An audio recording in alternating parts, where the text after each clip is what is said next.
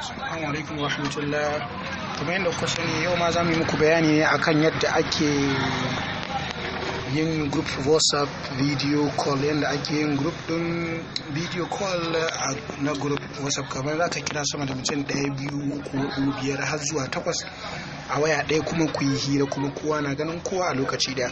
Da farko dai abin da za ka fara yi, za ka fara tabbatarwa da cewa WhatsApp ɗin da kake amfani da shi is an updated version, wato wanda yake yin video call ne, wato wanda yake da version 2.18191.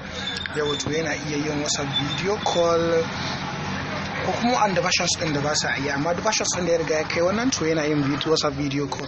Da farko dai yanzu nan za ka fara shiga kamar yadda za ka yi video call. Kun ga yadda nake shiga, na kirawo mutum ko na farko, na kira video call, na kira ɗaya waya da take hannuna, na daga, ina so na daga, ban daga ba tukun na dai yana shigowa, ina so na daga kamar yadda kuke gani. Yau na daga, yayi connecting, very good. To yanzu ya riga ya connecting. Abin da nake jira shine ya connecting sosai. Idan ya connect sosai, abin da za mu yi shine, kaga sama akwai alaman daidai wajen dan yatsa na, wani alaman dan mutum da plus ko, to nan wajen da kake gani da nan ake yin WhatsApp group video call, sai ka taba shi idan kana so ka kirawo mutum, ka ƙara mutum kenan ya zama to ku uku ko ku. Ka gana taba yanzu nan, sai kai search din sunan wanda kake so ka kirawo. Ka gani ina da wata waya ajiye, bari in kira ta.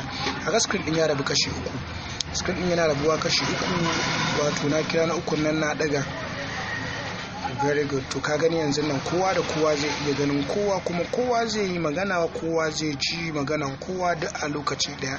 Yanzu haka ake yin WhatsApp video call. Idan kana so ka ƙara kiran wani, kawai wannan dan mutum nan zaka ƙara tabawa, sai yawwa ka gani sai ya ƙara kiran wani ya zama ku 4. Idan kana so ka ƙara tabawa, ƙara kiran wani ya zama ku 5, kuma kowa zai iya ƙara mutane. Zan iya ƙarawa, wancan wanda na kira zai iya ƙarawa, kai ma za ka iya ƙarawa. Duk kowa yana da daman ya ƙaro yawan mutane, kuma kowa zai iya gani. Da fatan an gane. Na gode sai an jima. Allah ku yi subscribing da liking.